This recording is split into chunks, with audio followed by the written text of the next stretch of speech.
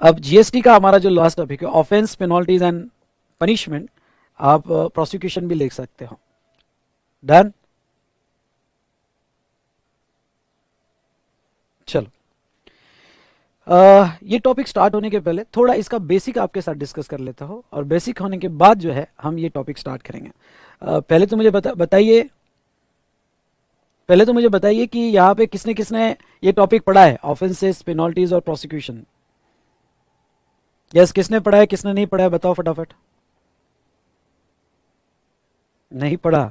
और बाकी पढ़ा है? No no no no no. कोई कह रहा है कि सर मैं आपके चार्ट के अलावा और कुछ नहीं पढ़ने वाला हूँ। नालायक। ओके, चलो देखिए यहाँ पे ऑफेंसेस, पेनल्टीज एंड पनिशमेंट। यहाँ जैसे आपको याद होगा, तो हमने डिपार्टमेंट की पावर दो पार्ट में डिवाइड की थी। ओके, देखिए डिपार्टमेंट की पावर हमने दो पार्ट में डिवाइड की थी, एक एडमिनिस्ट्रेटिव पावर और एक इन्वेस्टिगेटिव पावर। आपको पहले वाला चार्ट, असेसमेंट ऑडिट वाला चार्ट याद होगा। और क्या करना है, एक जैसे ही हमारा ये जीएसटी का चार्ट बुक का रिवीजन हो जाए, तो चार्ट बुक एक बार फिर से अच्छे से पढ़ लेना। ये चार्ट बुक पे फ्रिक्वेंट रिवीजन लो, क्योंकि आप ITC, supply, time of supply, value of supply ये मैनेज कर लोगे। लेकिन ये आखिरी वाले टॉपिक जो अभी हमारे रिवाइज हुए अभी अभी, और चार्ट बुक से मैंने आपको इजी करके दिया है, तो ये चार्ट बुक टारगेट रखना, हर 10 या 15 दिन में एक बार पूरा चार्ट बुक खत्म करना है आपको पढ़ के। ओके, तो मजा आएगा। और जहां आपको दिक्कत जा रही है वहां थोड़ा एनालिसिस करना, वहां थोड़ा ओके एक बार रेगुलर बुक देख लेना, ओके उसको अच्छे से समझने के लिए, क्वेश्चन यार देख लेना उसको अच्छे से समझने के लिए, ठीक है। अब देखो, हमने एडमिनिस्ट्रेटिव पावर में असेसमेंट और ऑडिट देखा था, और एक्सेस टू द प्रीमाइसेस देखा था, अगर आपको याद होगा। और इन्वेस्टिगेशन पावर में हमने जो देखा था वो यहाँ पे इंस्पेक्शन, सर्च, ओके और अरेस्ट, ये देखा था इन्वेस्टिगेटिव पावर में। तो जब थोड़ा आपको याद दिला दूं, असेसमेंट में हमने क्या देखा था, अगर रजिस्टर्ड पर्सन और अनरजिस्टर्ड पर्सन, रजिस्टर्ड पर्सन होगा तो रिटर्न दे रहा है, रिटर्न नहीं दे रहा है, अगर रिटर्न दे रहा है तो उसका सेल्फ असेसमेंट या प्रोविजनल असेसमेंट होगा, और उसका स्क्रूटिनी या समरी होगा। स्क्रूटिनी असेसमेंट सेक्शन 61 में या 64 में समरी असेसमेंट। अब दूसरा बेटा, अगर वो रिटर्न नहीं दे रहा है तो based judgment assessment under section 62 होगा। और अगर वो यहाँ पे रजिस्टर्ड पर्सन ही नहीं है और वो सप्लाई कर रहा है जो जीएसटी में liable to payment of tax है, तो उसका भी बेस्ड जजमेंट असेसमेंट होगा। ये चार्ट याद आ रहा है आप सभी को? मुझे रिप्लाई चाहिए, ये चार्ट याद आ रहा है आप सभी को? यस, पूरा डिस्कशन अभी तो हुआ है बेटा, अभी के अभी तो मत भूलो। फिर ऑडिट हमने देखा, ऑडिट आपका सेक्शन 65 में या 66 में या फिर 35 में होगा। ओके, तो यहाँ पे 35 जिसका मे 22 एग्जामिनेशन है उनके लिए अप्लीकेबल नहीं होगा, इट्स ओमिटेड। ओके, तो आपका ऑडिट हुआ होगा डिपार्टमेंटल ऑडिट या स्पेशल ऑडिट या general access inquiry to the premises section 71 में हुआ होगा। नेक्स्ट, इन्वेस्टिगेटिव पावर आपने मतलब ऑफिसर ने यूज की होगी, क्यों? क्योंकि उसको ढूंढ के निकालना है कुछ।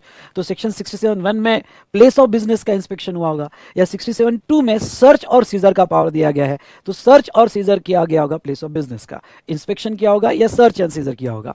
68 में inspection in transit with related to e way bill, उसका इंस्पेक्शन इन ट्रांजिट हुआ होगा। या फिर यहाँ पे अरेस्ट हो, सेक्शन 69 में अरेस्ट हुई होगी। ओके, और 72 में ऑफिसर ने उसको असिस्ट किया होगा अरेस्ट के लिए। तो सर होगा क्या? ओके, अब आपका एक बेसिक सवाल होता है कि हो क्या होगा सर, अब बताओ क्या होगा। अब आपको थोड़ा एक फ्लो में लेके जाता हूँ। आप रजिस्टर्ड पर्सन हो और एक केस लेते हैं। पहला बंदा आया, रजिस्टर्ड है, रिटर्न देता है, सेल्फ असेसमेंट किया या प्रोविजनल असेसमेंट किया। तो क्या होगा कि ये बंदा जो रिटर्न दे रहे हैं उसकी 61 में स्क्रूटीनी होगी, स्क्रूटीनी ऑफ द रिटर्न होगा। स्क्रूटीनी में डिस्क्रिपेंसीज मिली तो तीन बातें होगी। आइदर वो डिस्क्रिपेंसीज जो है उसका उसने रिप्लाई दे दिया, ऑफिसर सेटिस्फाइड हो गया। याद करो वो चार्ट, आपके पास चार्ट बुक होगी तो जाओ असेसमेंट और ऑडिट में जाओ वहां पे, और वहां देखो मैं जो बह रहा हूं। अगर स्क्रूटीनी हुआ उसका, तो स्क्रूटीनी हुआ तो ऐसे सिचुएशन में यहाँ पे डिस्क्रिपेंसीज होगी तो वो एक्सेप्ट कर लेगा, और वो एक्सेप्ट करने के बाद, ध्यान सुनेगा, वो एक्सेप्ट करने के बाद यहाँ पे सॉरी डिस्क्रिपेंसीज होगी तो रिप्लाई देगा, ऑफिसर सेटिस्फाई हो गया तो कोई एक्शन नहीं। अगर डिस्क्रिपेंसीज होगी, उसने एक्सेप्ट कर लिया तो अच्छी बात है। अगर उसने एक्सेप्ट नहीं किया या करेक्ट नहीं किया, तो वो केस में यहाँ ऑफिसर ऑडिट भी करवा सकता है, यहाँ ऑफिसर उसका इंस्पेक्शन भी करवा सकता है, और यहाँ ऑफिसर 73-74 की केस भी लगा सकता है। यानी स्क्रूटिनी से 73-74 की केस भी आ सकती है, ठीक है। उसके बाद में यहाँ पे नेक्स्ट बेस जजमेंट असेसमेंट हुआ होगा आप रजिस्टर्ड हो पर रिटर्न नहीं दे रहे हो, तो बेस जजमेंट असेसमेंट हुआ। कैसे? तो आपको 46 की नोटिस गई होगी, 46 की नोटिस जाने के बाद 15 दिन में आपने रिटर्न नहीं दिए तो ऑफिसर बेस जजमेंट असेसमेंट कर देगा। अब देखो, बेस जजमेंट असेसमेंट का नोटिस और ऑर्डर इसी सेक्शन में, यानी यहां से आप 73 74 का रास्ता नहीं यूज करोगे कि भाई 73 में जाके नोटिस दे रहे हो या 74 में जाके नोटिस दे रहे हो, डिमांड और रिकवरी नहीं। ओके, नोटिस भी यहाँ, ऑर्डर भी यहाँ। पर अब थोड़ा मैं जो कहना चाहूंगा वो पॉइंट समझना। सेक्शन 62 में नोटिस और बेस जजमेंट असेसमेंट ऑर्डर दे दिया, पर 30 दिन के अंदर आप रिटर्न दे देते हो तो वो base judgment assessment order withdraw हो जाती है। अब आपकी base judgment assessment order withdraw होगी क्योंकि आपने रिटर्न दे दी। हाँ, आपने वो रिटर्न देने के बाद, क्योंकि अब आप रिटर्न दे दिए तो इधर आ गए, यानी 62 से अब आप इधर आ गए नॉर्मल में, फाइलिंग ऑफ रिटर्न और base judgment assessment order withdraw होगी, तो 62 से आप इधर शिफ्ट हो गए, और इधर शिफ्ट हो गए इसके बाद ऑफिसर 61 में स्क्रूटिनी कर सकता है जो आपने रिटर्न दिए उसकी, और स्क्रूटिनी में अगर प्रॉब्लम लाती है तो उसके बाद ऑडिट भी हो सकता है और उसके बाद यहाँ पे 73 74 भी यूज हो सकता है। मेरा ये वाला पॉइंट समझा गया आपको? मैंने ये जो पॉइंट 62 से इधर आ गए और बाद में स्क्रूटिनी और फिर ऑडिट और 73 74, ये वाला पॉइंट समझा क्या? यस और नो प्लीज बताइए बेटा। यस, हाँ, अगर मतलब बेस जजमेंट, पहले तो क्या हो गया, बेस जजमेंट हो गया उसका, और बेस जजमेंट असेसमेंट में नोटिस भी गई, ऑर्डर भी आ गया, पर वो ऑर्डर ऑटोमेटिक विड्रॉ हो जाएगी और फिर आप नॉर्मल रिटर्न में आ जाओगे 30 दिन में रिटर्न दे दिए तो, और फिर ये वाला फ्लो चलेगा पूरा। ठीक है, 63 में अगर आपका बेस जजमेंट होता है तो 63 में बेस जजमेंट होता है तो कोई विड्रॉल ऑर्डर नहीं, वही नोटिस है और वही ऑर्डर है। ओके, कोई 73 74 में नहीं जाएगा। मतलब ये मत समझना कि ऑलवेज नोटिस और ऑर्डर 73 74 में ही आती है, नहीं। ओके, नोटिस और ऑर्डर 73 74 में तो ठीक है, वो तो ओके ऑडिट के थ्रू, स्क्रूटिनी के थ्रू हम 73 74 में जाएंगे, वहां तो ठीक है। लेकिन कभी कभी जो है कुछ नोटिस और ऑर्डर इटसेल्फ सेक्शन में कवर होती है, 73 74 का रिकोर्स नहीं यूज करती है। मतलब 62 की अपनी नोटिस अपनी ऑर्डर है, 63 की अपनी नोटिस अपनी ऑर्डर है। उसके बाद में ऑडिट, डिपार्टमेंटल ऑडिट हुआ या स्पेशल ऑडिट हुआ और टैक्स अवॉइडेंस या आईटीसी का डिस्क्रिपेंसीज मिला, तो वो केस में वो 73 74 में, ऑडिट अगर होता है तो वो जो भी डिस्क्रिपेंसीज होती है वो 73 74 में ही डालते हैं और वो केस 73 74 के रूट के थ्रू चलाते हैं। ठीक है, access to premises general access होता है। हाँ, इंस्पेक्शन में ध्यान सुनिएगा, इंस्पेक्शन हुआ प्लेस ऑफ बिजनेस का, या यहाँ पे अब मैं जो कहने जा रहा हूँ ध्यान सुनना, प्लेस ऑफ बिजनेस का इंस्पेक्शन हुआ या सर्च सीजर हुआ, तो वो सिचुएशन में यहाँ पे प्रोसीडिंग जो है 73 74 की चलाई जाएगी और अदर प्रोसीडिंग भी होगी जो मैं आपको अभी पढ़ा होगा। अगर इन ट्रांजिट इंस्पेक्शन होता है तो वो केस में ट्रांजिट के लिए आपको पनिश करने के लिए, ट्रांजिट में गुड्स मिला और ई वे बिल नहीं बनाया गया या आपके इनवॉइसेस नहीं मिले, तो आपको पनिश करने के लिए ट्रांजिट ऑफ गुड्स में स्पेशल सेक्शन है 129 और आपको पूरा 129 के थ्रू हैंडल किया जाएगा। ये बात ध्यान रखना। ओके, 129 के थ्रू हैंडल किया जाएगा। इसको मैं थोड़ा और आगे एक्सप्लेन करूंगा क्योंकि आपको अगर ये चैप्टर का फ्लो समझ में आ गया ना तो ये चैप्टर बहुत ईजी है। स्टूडेंट्स को सिर्फ इसका फ्लो नहीं समझ में आता है, ये फ्लो मैं आपको अरेंज करके दूंगा। तो ट्रांजिट के लिए इंस्पेक्शन हो जाता है तो 129 सीधा आपके अगेंस्ट में एक्शन ले लेता है, और अरेस्ट वगैरह होगा तो ठीक है, वो तो अरेस्ट हो गया तो कोई इश्यू नहीं है। अब देखो, अब ये ऊपर आइदर असेसमेंट हुए होंगे, ऑडिट हुए होंगे, एक्सेस हुआ होगा, इंस्पेक्शन हुआ होगा, ट्रांजिट इंस्पेक्शन हुआ होगा, ये सारी चीजें आपके अगेंस्ट में हुई, स्क्रूटिनी असेसमेंट हुआ होगा।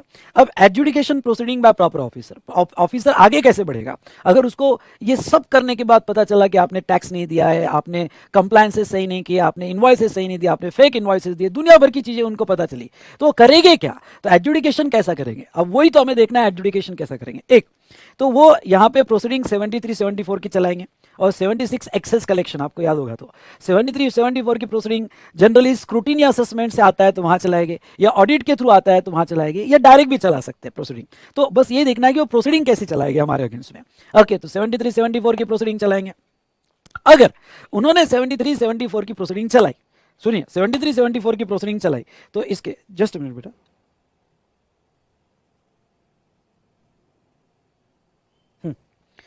73 74 की प्रोसीडिंग चलाई तो ये केस में आपका जो भी टैक्स है आपको 73 में दे देना है, 74 में दे देना है। अब वो फ्लो याद करो, इतना जबरदस्त फ्लो है ना। और मुझे याद है एक स्टूडेंट ने ये जो चार्ट बुक है, चार्ट बुक को ऐसे 6 7 ड्राइंग शीट लेके ऐसा पूरा फ्लो अरेंज किया था, यानी आपको यहां तक आना है, यहाँ तक आना है तो ऐसा कितना इतना जबरदस्त फ्लो, असेसमेंट ऑडिट एक्सेस, ये इन्वेस्टिगेशन पावर, फिर 73 74 का पूरा जो मैंने चार्ट बना के दिया यहाँ अटैच किया, उसने खुद बनाया था, खुद लिखा था उसका बॉस। वो मैं आपको कहूँगा सिर्फ एग्जाम के लिए नहीं, फ्यूचर में लाइफ में भी वो जीएसटी कभी नहीं भूलेगा कि 73 74 इधर अटैच किया, ओके, ऑफेंस पनिशमेंट इधर अटैच किया, फिर इसके नीचे अपील को अटैच किया, अपील रिवीजन की भाई ये हर सेक्शन में ऑर्डर आ गई, ओके, हर सेक्शन में ऑर्डर आने के बाद अपील कैसे जाएगा और रिवीजन कैसे जाएगा, और उसने कुछ 4-5 ड्राइंग शीट करके पूरा ये चार्ट बुक एक इसमें ले लिया था, खुद ड्रॉ कर करके, really one of the best chart. वो मेरे उसने फोटो दिया था मेरे पास, और मैंने उसको कहा था कभी लाइफ में वो चार्ट भेजना, जैसे मैंने आपको बताया था। बॉस बनाना जिंदगी में नहीं भूलोगे आप, जीएसटी आपका one of the favourite subject बन जाएगा। ओके, टाइम मिले तो जरूर करना बेटा, ठीक है। तो ये पूरा फ्लो मजा आता है, समझ में आता है आपको। तो चलिए यहां पे अगर आप यहां आ जाओ, हाँ, तो अब 73 में अगर उसने केस लगाया होगा स्क्रूटिनी में वो सब करने के बाद, तो ऐसे सिचुएशन में बेटा यहाँ पे 2 years 9 month में नोटिस देना, 3 साल में ऑर्डर फिक्स करना, उसके बाद में वॉलंटरी पेमेंट कर देना। वॉलंटरी पेमेंट तो कोई पेनल्टी नहीं, नोटिस आने के 30 दिन में पेमेंट किया तो कोई पेनल्टी नहीं अगर 73 का केस होगा। लेकिन ऑर्डर आ गई, समझ लो ऑर्डर आ गई, तो वो केस में 10% या सॉरी बेटा 2 मिनट,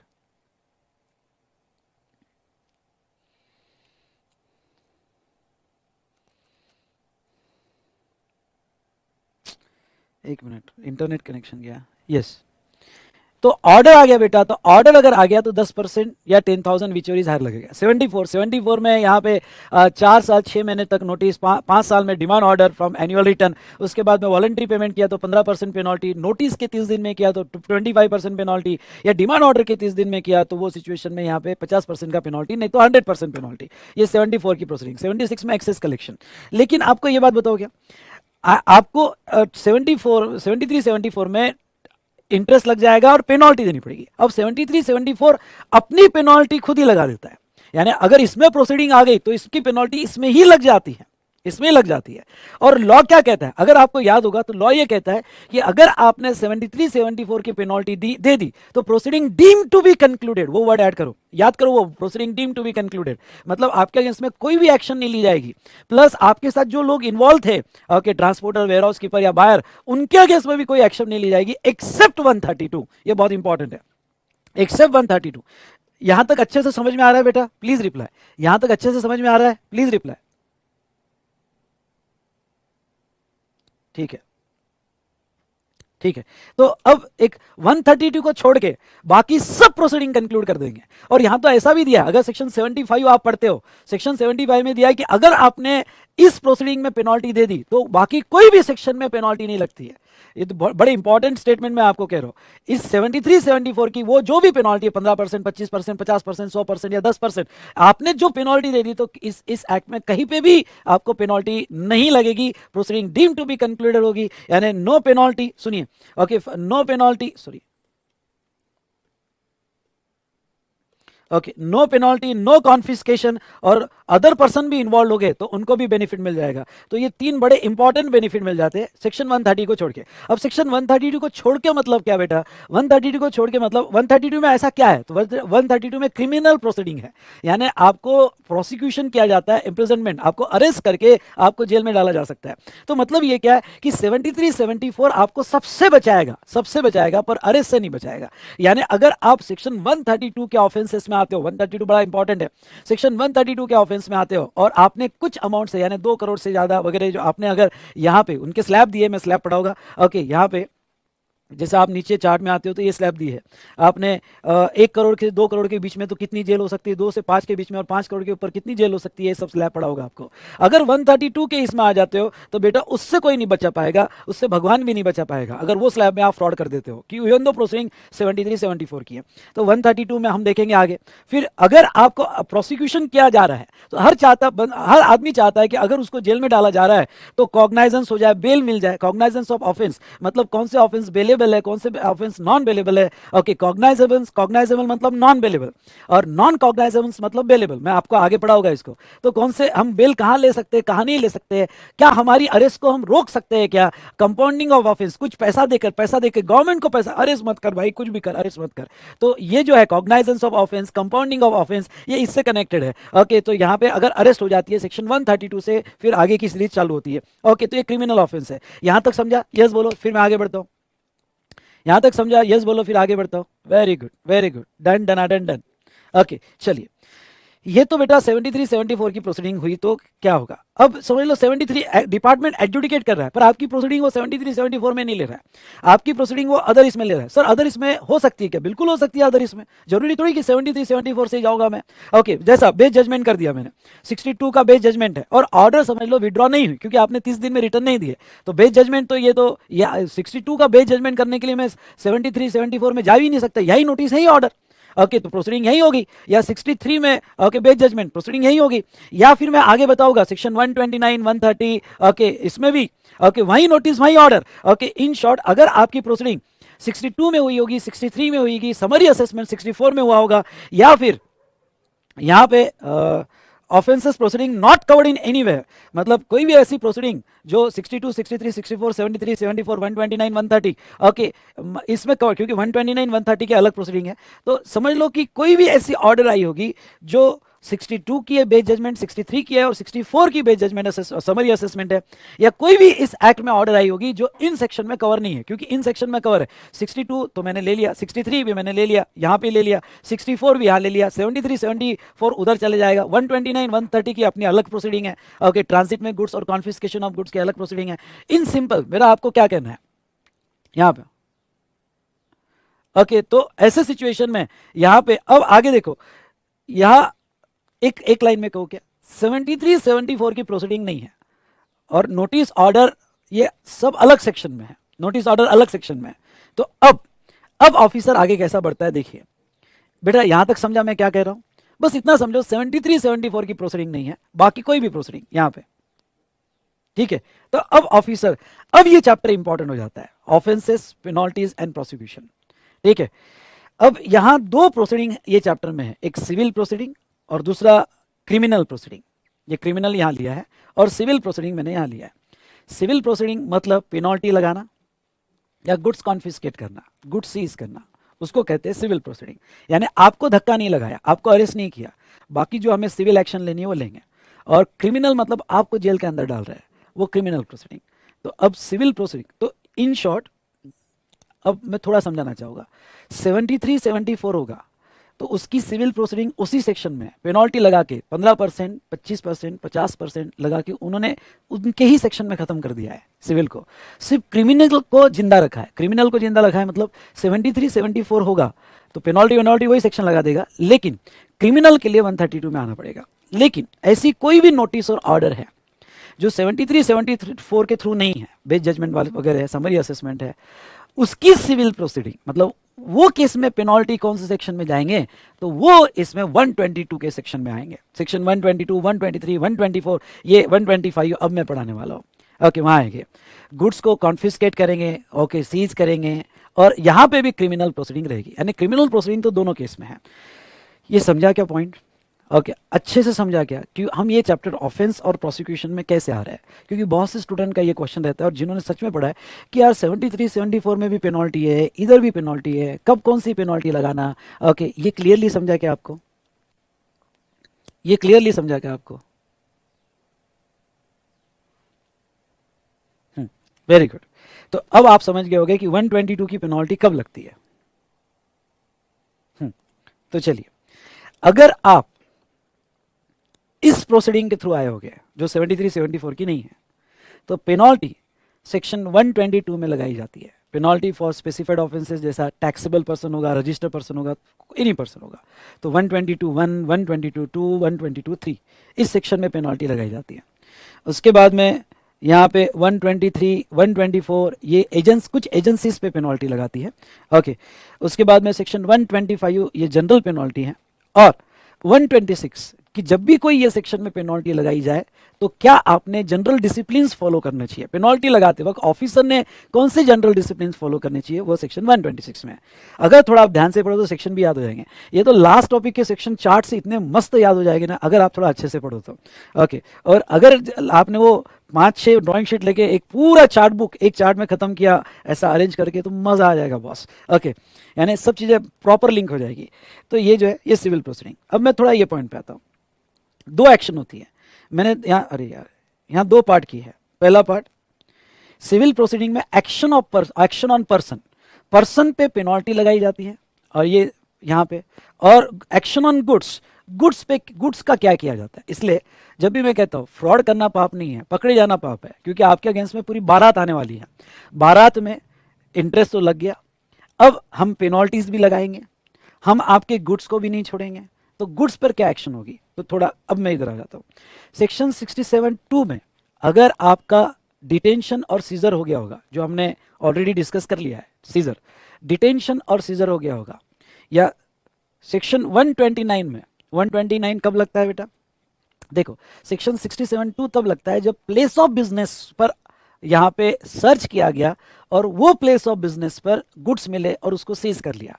और 129 कब लगता है, जब इन ट्रांजिट, सुनो, इन ट्रांजिट इंस्पेक्शन हुआ तो उसका पूरी प्रोसीडिंग 129 में चलती है, और 129 में आपके गुड्स को सीज, पेनल्टी वगैरह लगाते हैं, और बाद में वो कॉन्फिस्केट भी किया जा सकता है। ओके, यानी गुड्स आपके जो जब्ती होते हैं, प्लेस ऑफ बिजनेस पे गुड्स हो गए तो 67(2) सीज करेंगे, और अगर ट्रांजिट में मिले और डिस्क्रिपेंसीज मिले तो 129 के तहत वो जब्त किए जाएंगे, सीज किए जाएंगे, और फिर 130 की कॉन्फिस्केशन ऑफ गुड्स की प्रोसीडिंग की जाएगी। ये पहले तो बताओ, ये फ्लो समझा क्या आपको, ये फ्लो समझा क्या आपको, प्लीज बताइए। वेरी गुड, थोड़ा इजी हुआ ये चैप्टर बेटा, ये चैप्टर इजी, क्योंकि ये चैप्टर आपको हार्ड जाता है पढ़ने के लिए, फ्लो समझ के थोड़ा इजी हो रहा है ये चैप्टर। इजी हो रहा होगा तो ई लिखिएगा। वेरी गुड, वेरी गुड, ये हुई ना बात। चलिए, तो अब हम ये देखेंगे अब ये पूरा फ्लो देखेंगे 122 के सभी सेक्शन जो पेनल्टीज के हैं, यहाँ पे सीजर और कॉन्फिस्केशन के हैं, और फिर क्रिमिनल प्रोसीडिंग देखेंगे, फिर क्रिमिनल प्रोसीडिंग देखेंगे। चलो आ जाओ यहाँ पे, आ जाओ 122 में पेनल्टीज। पहला सेक्शन लेता हूँ, section 122, penalty for offences on taxable person, registered person और एनी पर्सन। 122(1), उसमें सबसे पहले 122(1). अब सेक्शन 122(1) में 21 ऑफेंसेस दिए हैं, ध्यान सुनना, 21 ऑफेंसेस दिए हैं अगर आप लिस्ट पढ़ोगे तो, और उसके ऊपर पेनल्टी लगाई गई है सेक्शन 122(1) में। अब बेटा ये 21 ऑफेंसेस आपको अच्छे से रीड करना पड़ेगा, पर उसको आसान बनाने के लिए मैंने क्या किया, मैंने ऑफेंसेस को थोड़ा यहाँ पे प्रॉपरली क्लासीफाई किया और उसके ग्रुप बनाए। अगर इस ग्रुप में आप पढ़ते हो तो आपको याद रखना भी आसान होगा, और कोई मेमोरी टेक्निक भी बना लेना, आप बना सके तो देखो, अगर आपने सेक्शन 122 सबसेक्शन 1, ये याद रखना, सेक्शन 122 सबसेक्शन 1, आपने इनवॉइस और बिल से रिलेटेड कोई ऑफेंस किए, उन्होंने यहाँ पे 3 ऑफेंस नोटिफाई किए हैं, और ये 3 ऑफेंसेस आप करते हो जिसमें इनवॉइस और बिल इन्वॉल्व है। ओके, तो ऐसे सिचुएशन में आपके ऊपर पेनल्टी लगाई जाएगी। पहला, सप्लाई ऑफ गुड्स और services without issue of invoice, without issue of invoice. मैं आपको रिक्वेस्ट करूंगा कि यहाँ कोई भी बीच में 73, 74 नहीं लाएगा। मैं अगर 122 में हूं, मतलब ही ये समझ लेना कि प्रोसीडिंग 73, 74 की नहीं हुई है। ओके, वो अदर प्रोसीडिंग के थ्रू हम पेनल्टी लगा रहे हैं। क्लियर? ओके, तो यहाँ पे आपने किसी ने भी गुड सप्लाई कर दिया विदाउट इनवॉइस, या इश्यू ऑफ इनकरेक्ट और फॉल्स इनवॉइस, इनकरेक्ट या फॉल्स इनवॉइस इशू कर दिया, पहला ऑफेंस। ओके, दूसरा यानी डमी फेक इनवॉइसेस है, यानी ये उन लोगों के लिए जो डमी इनवॉइस, फेक इनवॉइस वगैरह, गलत इनवॉइस इशू कर रहे हैं। दूसरा, issue of invoice bill without supply of goods. पहले और दूसरे में फर्क क्या है? पहले इसके इसमें सप्लाई कर दिया पर इनवॉइस ही नहीं दिया, या इनकरेक्ट इनवॉइस दिया। दूसरे इसमें क्या, तो दूसरे इसमें जो है यहाँ पे इनवॉइस दे दिया, फेक इनवॉइस दे दिया पर सप्लाई नहीं किया। Okay, without supply of goods or service in violation of provision of this act. इस वर्ड को समझना। देखो, मेरा एक बेसिक सवाल आपसे है, आप बताना मुझे, क्या हम इनवॉइस सप्लाई के पहले, गुड्स के रिमूवल के पहले इनवॉइस दे सकते हैं क्या? या सर्विस कंप्लीट या प्रोवाइड करने के पहले इनवॉइस दे सकता है क्या बाय लॉ? हाँ दे सकते हैं, यानी ऐसा सिचुएशन आ सकता है कि हमने इनवॉइस दे दिया पर सप्लाई अगले महीने में करने वाले हैं, क्योंकि लॉ क्या कहता है, इनवॉइस का चैप्टर याद है आपको, क्या कहता है कि you can issue the invoice on और बिफोर सप्लाई। ओके, तो आप दे सकते हो, उसमें कोई वो कोई फ्रॉड नहीं है, वो कोई ऑफेंस नहीं है, गुनाह नहीं है वो। लेकिन आपने इनवॉइस या बिल ऑफ सप्लाई दे दिया ओके गुड्स और सर्विस का बिना सप्लाई किए, जिसमें क्लियर इंटेंशन है violation of provision of this act. देखो आप आज इनवॉइस दे रहे हो और फ्यूचर में गुड्स दोगे तो वो गुनाह नहीं है, लेकिन जिसमें क्लियर इंटेंशन है कि देना ही नहीं है गुड्स और सर्विस को, फिर वो गुनाह हो गया, फिर वो गुनाह हो गया। Third, issue of invoice using registration number of another registered person.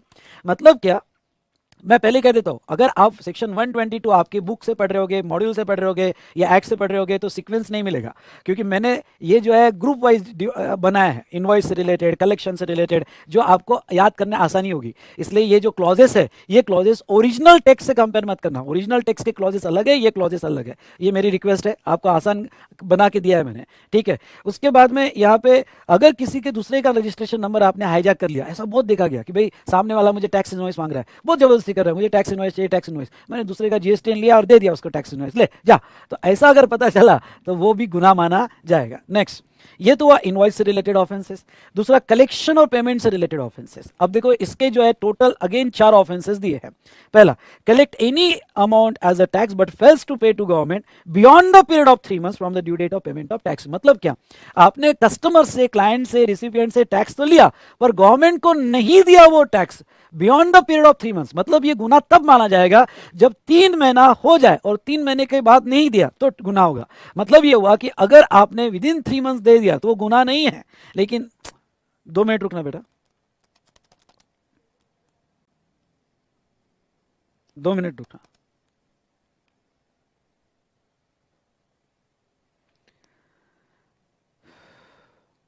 अरे यार क्या हो गया,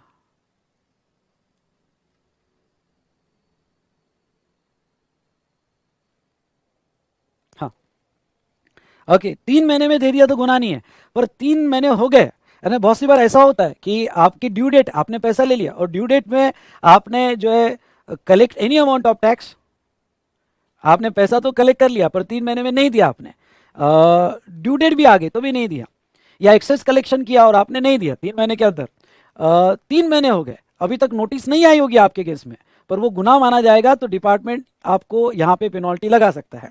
तो या collect any tax in contravention of provision of this act but fails to pay to the government, यानी आपने एक्सेस कलेक्शन कर लिया, इन कॉन्ट्रावेंशन कर लिया और 3 महीने में गवर्नमेंट को नहीं दिया तो वो भी गुनाह माना जाएगा। Fails to deduct TDS, deduct an amount less than the amount required, या fails to pay to the government, मतलब टीडीएस डिडक्ट करना ही भूल गए या कम टीडीएस डिडक्ट किया, या डिडक्ट तो कर लिया पर गवर्नमेंट को ही नहीं पे किया।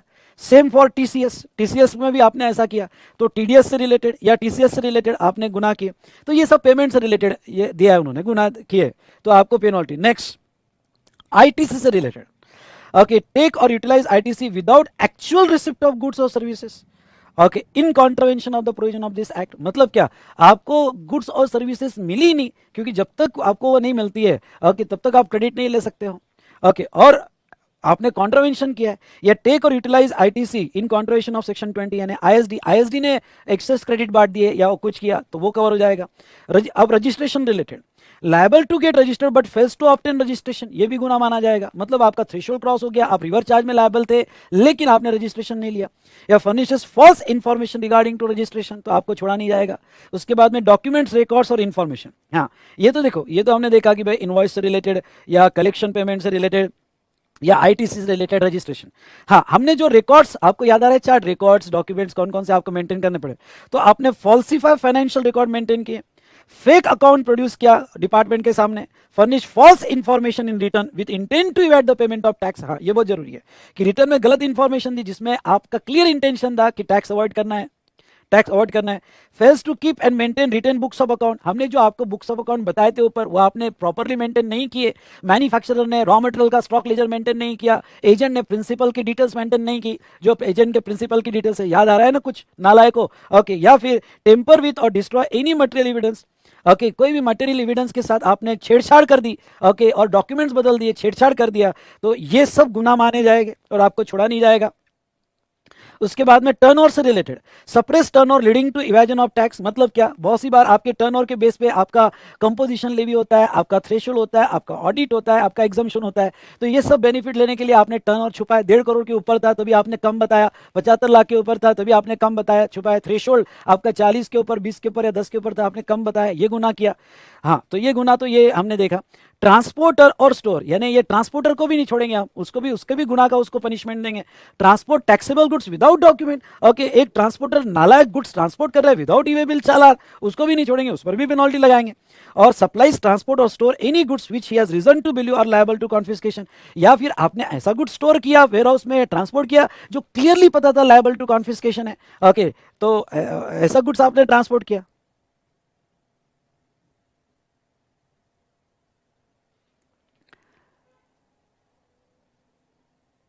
अरे यार 63 में कवर्ड है, 63 में कवर्ड है। उसके बाद पेनल्टी कौन से सेक्शन में लगाएंगे?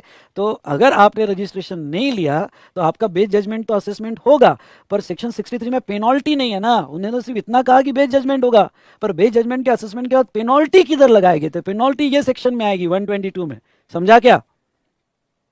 उसके बाद में रिफंड, फ्रॉडुलेंटली ऑब्टेन रिफंड, ध्यान सुनिएगा, फ्रॉडुलेंटली ऑब्टेन रिफंड, आपने रिफंड गलत ढंग से लिया, या प्रॉपर ऑफिसर यहाँ पे ऑब्स्ट्रक्ट और prevent any officer of his duties, मतलब हमारे ऑफिसर को आपने जो है उसकी ड्यूटी करने से रोका, आपने गन लगा दिया हमारे ऑफिसर के सर पे कि गन पॉइंट पे चल ऐसा ऑर्डर दे, ओके, या कुछ गुंडे लगा दिए उसके घर के पीछे।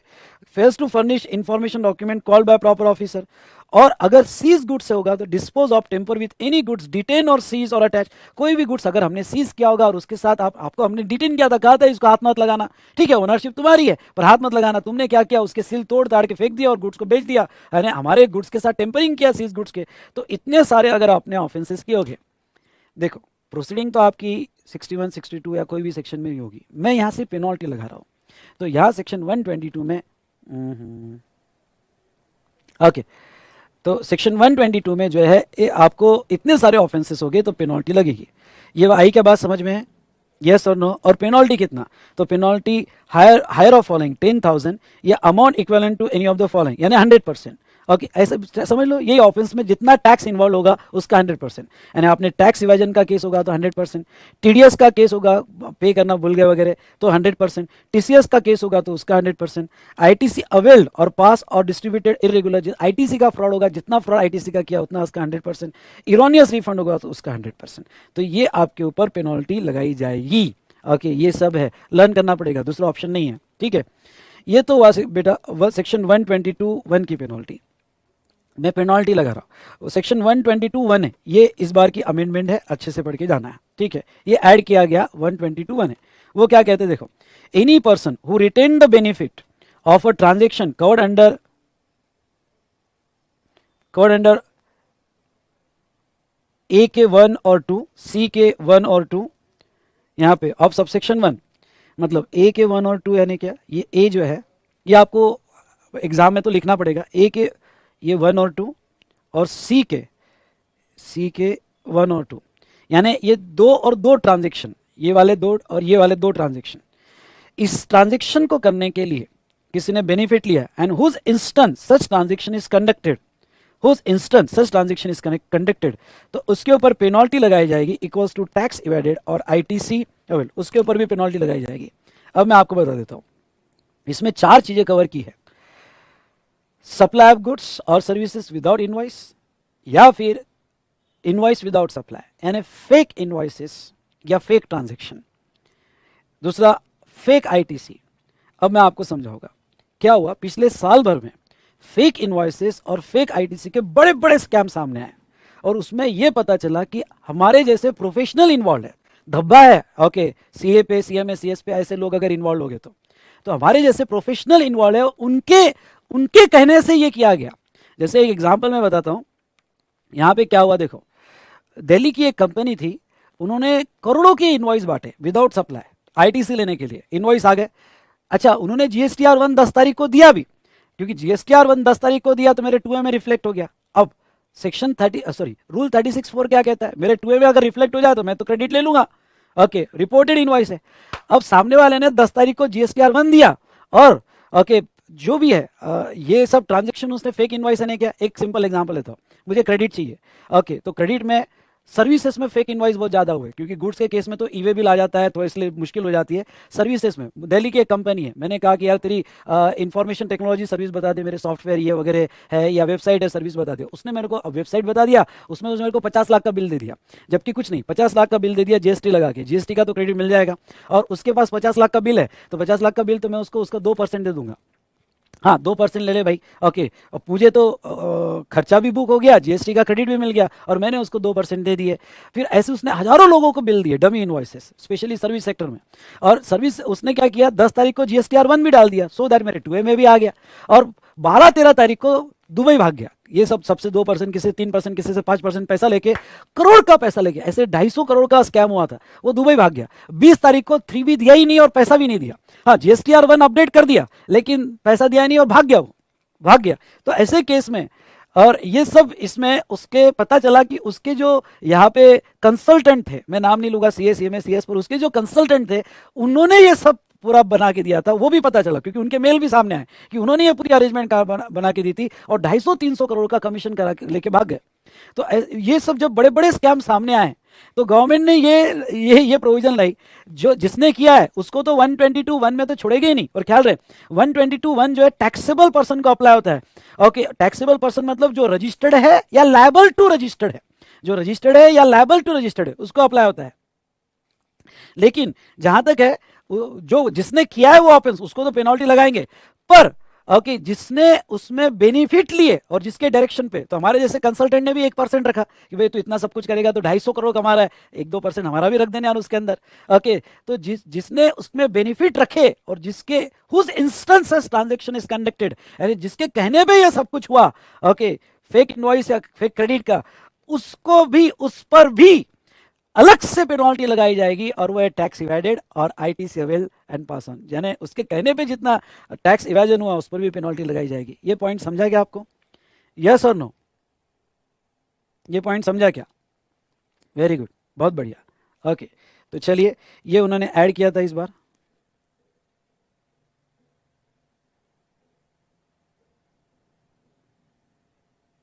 हाँ बिल्कुल सही है आपका, गवर्नमेंट को ऐसा करना चाहिए कि जब तक 3B फाइल ना हो, ओके, तो आपके 2A में रिफ्लेक्ट नहीं होना चाहिए, पर वो बहुत मुश्किल जाएगी, इंडस्ट्री उसके अगेंस्ट में जाएगी, क्योंकि प्रैक्टिकल डिफिकल्टी बहुत ज़्यादा है।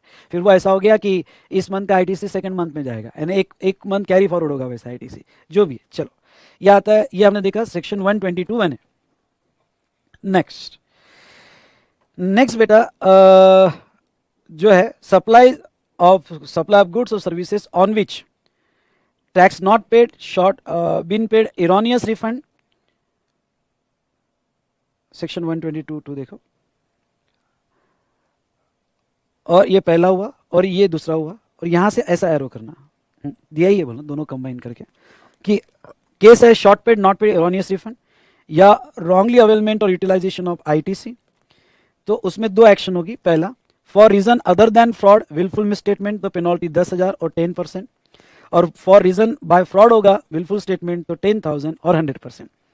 कोई वीडियो में आके मुझे इसका आंसर देना चाहेगा कि ये तो 73-74 जैसा ही है यार, ओके, पर मैं 2 मिनट आपको टाइम दूंगा, कोई वीडियो में आके मुझे इसका आंसर देना चाहेगा? वीडियो में तो 2 ही लोग हैं,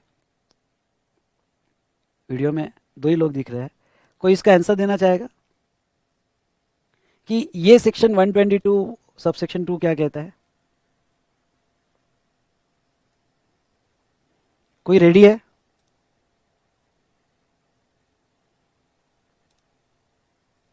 नहीं, ठीक है, मैं अब आपको एक केस देना चाहूंगा तो ये समझ जाएगा आपको। देखो,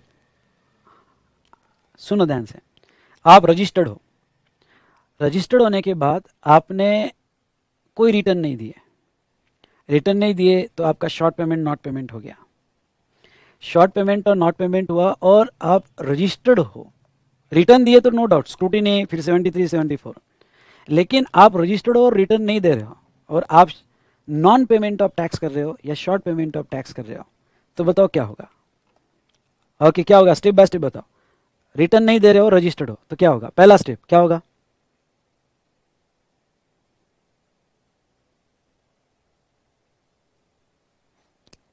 पहला क्या होगा, रजिस्टर्ड हो पर रिटर्न नहीं दे रहे हो और शॉर्ट पेमेंट नॉट पेमेंट कर रहे हो, इरोनियस रिफंड। तो पहला सेक्शन 63 में बेस जजमेंट जाएगा, सेक्शन 62 में बेस जजमेंट जाएगा। हाँ, बेस जजमेंट जाएगा। बेस जजमेंट में आपको ऑटो जनरेटेड नोटिस आएगी और ऑटो जनरेटेड नोटिस के बाद जो है यहाँ पे बेस जजमेंट असेसमेंट ऑर्डर आ जाएगा। और समझ लो 30 दिन में भी रिटर्न नहीं दिए, तो 30 दिन में भी रिटर्न नहीं दिए तो आपका अगेंस्ट में ऑर्डर तो फाइनल हो गई। उसके बाद में अब बताओ पेनल्टी कौन से सेक्शन में लगाई जाएगी। बेस जजमेंट तो हो गया आपका, पेनल्टी कौन से सेक्शन में लगाई जाएगी। पेनल्टी 122 में आ गए। तो अब सुनो, 122 में यहां पे 122 में यहां पे अगर आपने शॉर्ट पेमेंट और नॉन पेमेंट किए हैं, सुनो ध्यान से, अगर आपने शॉर्ट पेमेंट और नॉन पेमेंट किए और आपका केस 62 63 से आया है और वो अगर हो सकता है रीजन अदर देन फ्रॉड हो या हो सकता है reason by way of fraud हो, तो अगर रीजन अदर देन फ्रॉड हो तो 10,000 और 10% और बाय रीजन ऑफ फ्रॉड हो तो 10,000 या 100%। इन शॉर्ट यहां ये 73 74 जैसा ही है, पेनल्टी का क्लॉज 73 74 जैसा ही है, पर यहां पे हम short payment not payment erroneous refund या आईटीसी का पेनल्टी यहां पे 122 सबसेक्शन 2 में तब लगाएंगे जब 73 74 की केस ना लगी हो और शॉर्ट पेमेंट नॉट पेमेंट और इरोनियस रिफंड का केस हो, तब यहां पे लगाएंगे। दोनों में फर्क क्या है, दोनों में फर्क यह है कि 73 74 में एटलीस्ट आपको डिस्काउंट या वॉलेंटरी पेमेंट तो मिलता है। मतलब केस अगर फ्रॉड का हो, एग्जांपल के तौर पे केस अगर फ्रॉड का हो तो एटलीस्ट आपको 15% 25% 50% तक का कुछ बेनिफिट तो मिलता है। लेकिन अगर सेक्शन 122 सबसेक्शन 2 में पेनल्टी लग गई तो आपको डायरेक्ट 100% है, डायरेक्ट 100% है। तो ख्याल रखिएगा ओके, अपने क्लाइंट को एडवाइस देते वक्त, देख भाई तेरा बेस जजमेंट असेसमेंट हुआ है, 30 दिन में रिटर्न दे दे यार, अभी 30 दिन में तू रिटर्न। मैंने तो अपने क्लाइंट को ऐसा करवाया था कि यहाँ पे बेस जजमेंट हो गया था उसका, तो मैंने क्या कहा था कि देख एक काम कर, अगर हमें कुछ गड़बड़ भी करना है तो तू रिटर्न डाल दे, 30 दिन के अंदर रिटर्न डाल दे। ओके 30 दिन के अंदर तू रिटर्न डाल देगा, उसमें आने देना डिस्क्रिपेंसीज जो आनी है, पता है हमें कि बहुत गड़बड़ की है, पर रिटर्न तो डाल तू।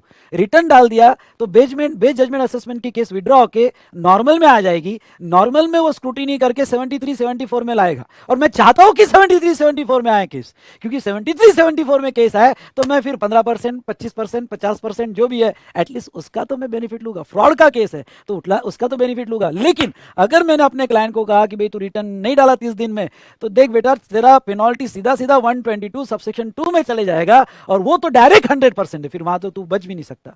मेरा बात समझा क्या आपको, क्योंकि विचएवर इज हायर है। मेरी बात समझिए क्या आपको, यस और नो, कि हेवी जा रही है बेटा, अच्छे से समझ में आ रहा है कि हेवी जा रहा है मैंने जो कहा, अच्छे से समझ में आया होगा तो ए लिखिए, ए लिखिए। हाँ वेरी गुड, चलो तो ये था दोनों का डिफरेंस। उसके बाद में सेक्शन 122 सबसेक्शन 3 में अगर हम देखें तो वो क्या कहते हैं, वो कहते हैं कि यहाँ पे यस अदर पर्सन, मतलब ऊपर वाले पर्सन छोड़ के अगर कोई दूसरे पर्सन इन्वॉल्व है, एनी पर्सन हु एड और abate any of the above 21 offences, यानी अदर पर्सन जिसने हेल्प किया आपको अबव ऑफेंस करने के लिए, एजेंट है जो उसमें कवर्ड है वो नहीं, जैसा ट्रांसपोर्टर कवर है, वेयर हाउस कीपर कवर है, लेकिन कोई दूसरा एजेंट है, बायर है या कोई भी ऐसा पर्सन। ओके 122 सबसेक्शन 3 जो है ये अदर पर्सन को कवर करता है। ओके तो कोई भी ऐसा पर्सन, एजेंट है, बायर है या कोई भी आपको हेल्प कर रहा है, आपका एम्प्लॉय है, मैनेजर है वगैरह जो भी है, और deal in goods liable to confiscation whether receiving supplying storing transporting, यानी ऐसे गुड्स जो लायबल टू कॉन्फिस्केशन है, उसको बायर है, रिसीव कर रहा है, सप्लाई कर रहा है, स्टोरिंग ट्रांसपोर्टर, इसमें आपका एम्प्लॉय भी आ सकता है, इसमें ओके हम प्रोफेशनल भी आ सकते हैं, वो उन पर भी पेनल्टी लगाने का पावर है यहाँ पे। Receive or deal with supply service in contravention of this act or fails to appear, ये स्टार करना, fails to appear before authority who has summon, यानी अगर आपके ऊपर समन दिया गया और आप नहीं आए, या fails to issue invoice for supply, any invoice for supply. Okay ऐसा पर्सन कभी कभी क्या है, जैसे ईसीओ लो, तो ईसीओ को भी जैसे सप्लायर को तो इनवॉइस देना ही है, साथ साथ में ईसीओ को भी देना है, जो अदर पर्सन में आ गया तो उसको भी इनवॉइस साथ साथ में देना है और उसने नहीं दिया, तो ऐसे सिचुएशन में पेनल्टी एक्सटेंड इनटू 25,000 आपके ऊपर लग सकता है। ठीक है, एक्सटेंडिंग टू 25,000 इतना पेनल्टी आपके ऊपर लग सकता है। ओके, उसके बाद में चलो यहाँ पे penalty on other agencies. Okay, तो अदर एजेंसी यानी अगर हमने बैंक वालों से पेनल्टी, बैंक वालों से इंफॉर्मेशन मांगी या कोई डेटा मांगा, ओके, और उन्होंने नहीं दिया, तो ये 100 rupees for each day, maximum 5000 का पेनल्टी, या फाइन में एक्सटेंड टू 10,000, या in case of continuing offence further 100 rupees और मैक्सिमम 25,000 का पेनल्टी लगाया जा सकता है अगर उन्होंने हमें स्टैटिस्टिक वगैरह नहीं दिया। उसके बाद में जनरल पेनल्टी। ये जनरल पेनल्टी क्या है, देखो यहाँ पे ध्यान सुनिएगा। अगर ऊपर दिए गए सेक्शन में अगर कोई भी पेनल्टी आप किसी में भी कवर नहीं होते हो, लेकिन कॉन्ट्रावेंशन है, किसी में भी कवर नहीं होते और आप कॉन्ट्रावेंशन है, तो आपको टू द एक्सटेंड ऑफ 25,000 ये पेनल्टी लग सकती है। ओके, तो any person who contravenes any of the provision of this act for which no penalty is separately provided, तो उसके ऊपर मैक्सिमम 25,000 की पेनल्टी तो लगेगी ही लगेगी। Is it clear? तो ये पेनल्टी दिया 25,000 की उन्होंने। उसके बाद नेक्स्ट, चलो इतना कवर कर लेता हूँ और फिर यहाँ रुकते हैं। जनरल डिसिप्लिन, ओके, ये भी इंपॉर्टेंट है, अच्छे से पढ़ के जाना। जनरल डिसिप्लिन, जब भी पेनल्टी लगाई जाएगी तो क्या जनरल डिसिप्लिन है? No penalty for minor breach, छोटा बड़ा ब्रीच होगा तो छोड़ देना, या प्रोसीजरल कोई मतलब आपने टैक्स अवॉइडेंस नहीं किया, थोड़ा प्रोसीजर इधर उधर हो गया है, प्रोसीजर फॉलो नहीं किया तो छोड़ देना, या any omission or mistake in document which is easily rectifiable, तो ऐसे ऑफेंस को छोड़ दो, मत पेनल्टी लगाओ। अब माइनर ब्रीच यानी कितना? माइनर ब्रीच होगा तो कितना? टैक्स इन्वॉल्व लेस देन 5,000, यानी ऐसा कोई, ठीक है ना, नहीं दिया आपने पर 5,000 से कम वाला टैक्स होगा तो छोड़ दो उसको, उस पर पेनल्टी मत लगाओ। एरर इजीली रेक्टिफाइड मतलब जो अपरेंट फ्रॉम रिकॉर्ड है और मेड विदाउट फ्रॉडुलेंट इंटेंशन और ग्रॉस नेग्लिजेंस, तो ऐसे सिचुएशन में उसको छोड़ दो। यानी 3 केस में आपको पेनल्टी नहीं लगाएंगे।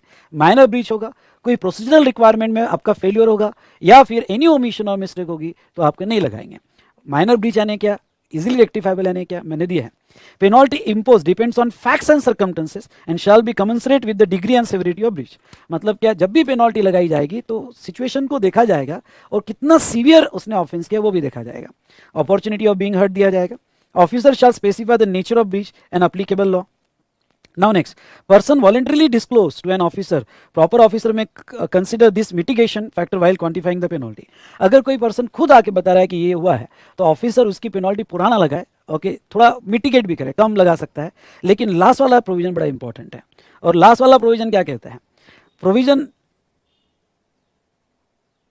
ओके, लास्ट वाला provision not applicable if penalty specified either fix sum or fix percentage. जहां पेनल्टी फिक्स है उसमें हम कम नहीं करेंगे, चाहे कुछ भी हो जाए। जैसे अगर आप देखते हो तो पहले 122 सबसेक्शन 1 में फिक्स पेनल्टी है, विच एवर इज हायर 10,000 या 100%, यहां कम नहीं हो सकती। जहां ऐसे वर्ड है एक्सटेंडिंग टू, जहां ऐसे वर्ड है एक्सटेंडिंग टू, यहां वर्ड है एक्सटेंडिंग टू, वहां कम की जा सकती है। और वहां फिर माइनर ब्रीच हो गए या फिर सर्कमस्टेंसेस हो गए, सिवियरिटी हो गई, ये सभी फैक्टर को देख के पेनल्टी कम की जा सकती है। ये सेक्शन 126 था। 127, कौन कौन से सर्कमस्टेंसेस में पेनल्टी लगेगी? जैसे बेस जजमेंट असेसमेंट हुआ 62, 63 में, समरी असेसमेंट हुआ तो 122 की पेनल्टी लगेगी। 73, 74 की अपनी खुद की पेनल्टी है। डिटेंशन वगैरह होता है तो 129 के तहत पेनल्टी लगेगी और 130 के तहत भी पेनल्टी। यानी पेनल्टी लगाने की कितने सेक्शन है? अगर 62, 63, 64 होता है तो 122 में लग जाएगी। 73, 74 के अपनी खुद की पेनल्टीज है, 129 की अपनी खुद पेनल्टी और 130 की अपनी कुछ पेनल्टी है। तो ये मैंने यहाँ इतना कवर किया बेटा, यहाँ पे ये डिस्कशन हमने यहाँ पे कवर किया है। चलो चलिए, सो नाउ अब यहाँ पे आता है section 129 detention, seizure and release of goods and conveyance in transit, और section 130 regarding to confiscation and confiscation fine.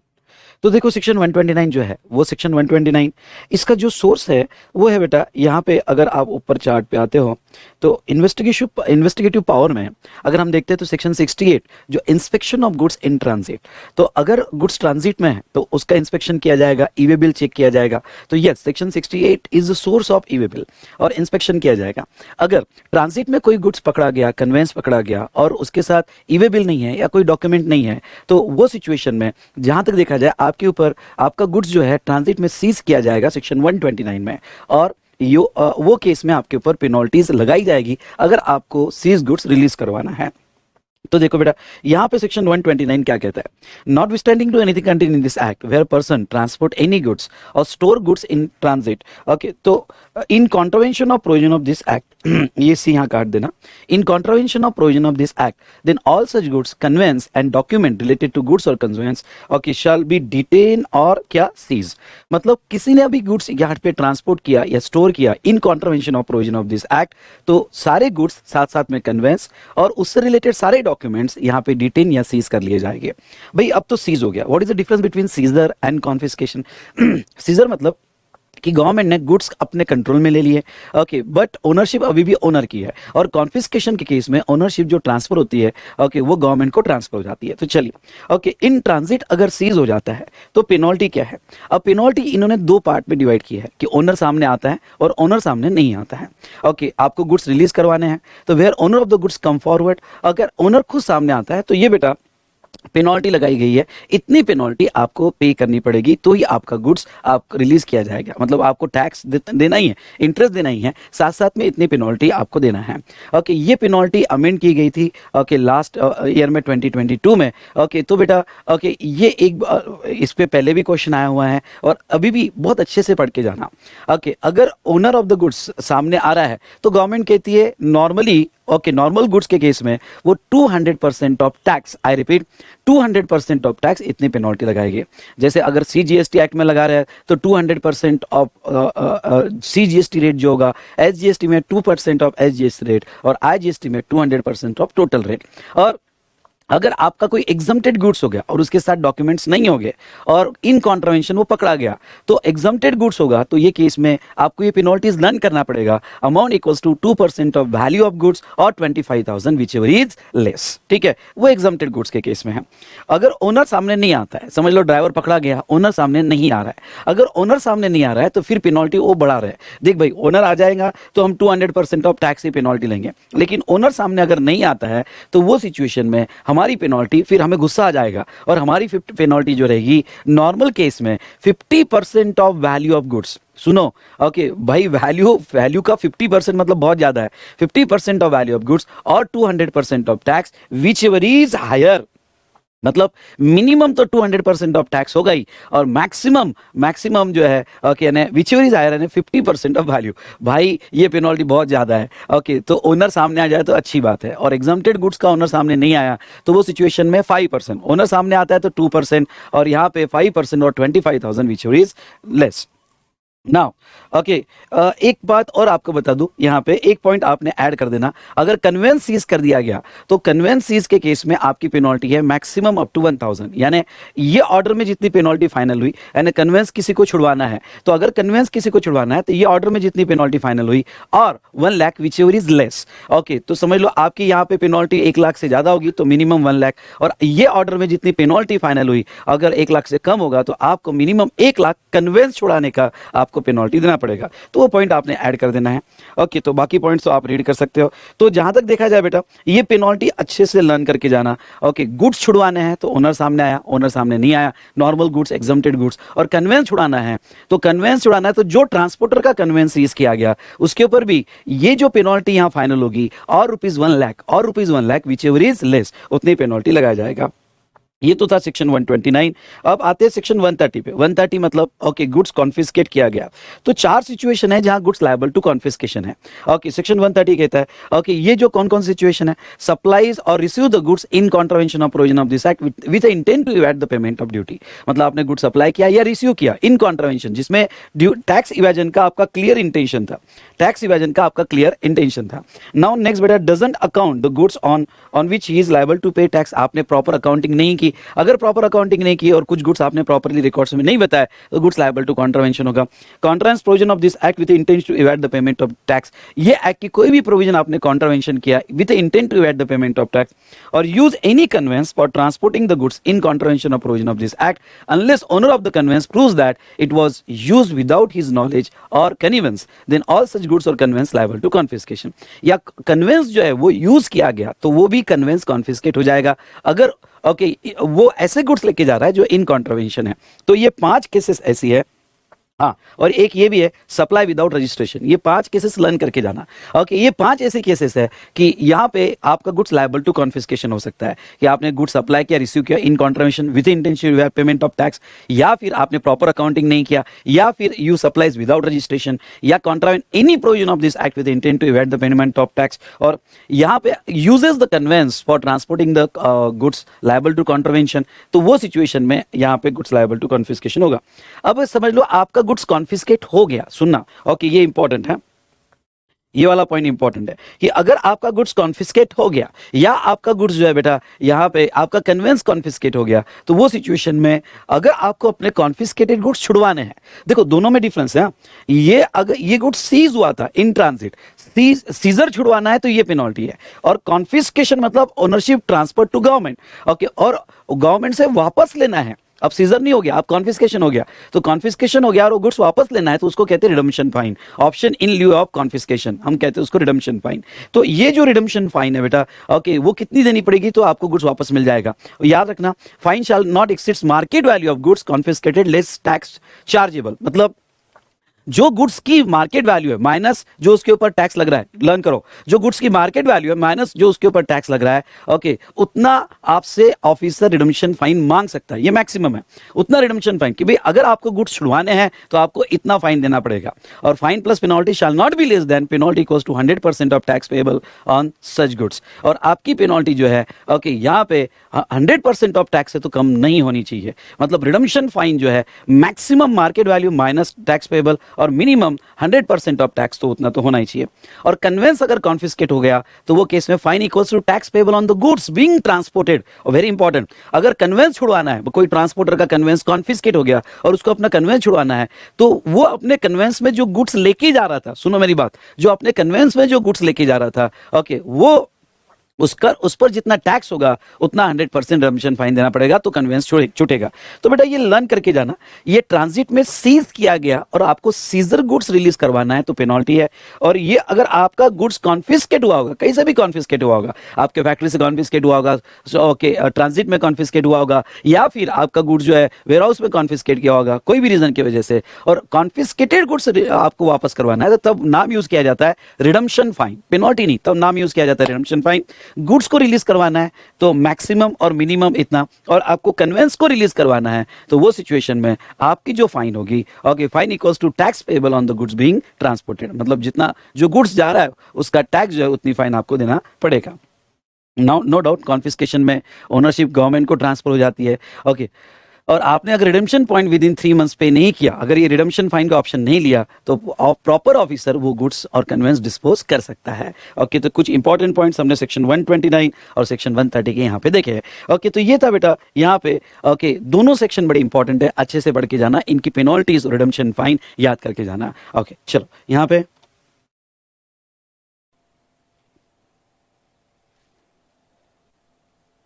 Punishment for above offences. अब हमने तो अभी तक पेनल्टी, कॉन्फिस्केशन ये लगाया सिविल प्रोसीडिंग की, अब हम आ जाते हैं क्रिमिनल प्रोसीडिंग में। आप ऊपर लिख सकते हो क्रिमिनल,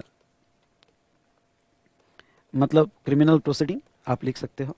और चलिए अब हम जेल कब जा सकते हैं, देखिए ध्यान से देखिएगा, यहाँ पे section 132 important, prosecution and imprisonment, whoever commit or causes to commit और retain the benefits arising out of the following offences, मतलब जिसने ऑफेंसेस किए या फिर causes commit and retain the benefit, जो अभी आया ना, ओके, यहाँ पे कंसल्टेंट जो ओके करवा रहा है या उसके बेनिफिट रिटेन कर रहा है, या अमेंडमेंट है इस बार की, जो करवा रहा है या उसके बेनिफिट रिटेन कर रहा है उसको भी हम जेल में डाल सकते हैं। तो देखो वो क्या कहते हैं यहाँ पे, अब कौन कौन से ऑफेंस जेल में जाएगी। अब मैं आपको ये बताऊं क्या, 122 के ये 21 ऑफेंसेस पूरे जेल में नहीं डालते, इसमें से कुछ ऑफेंसेस आपको जेल में डालते हैं।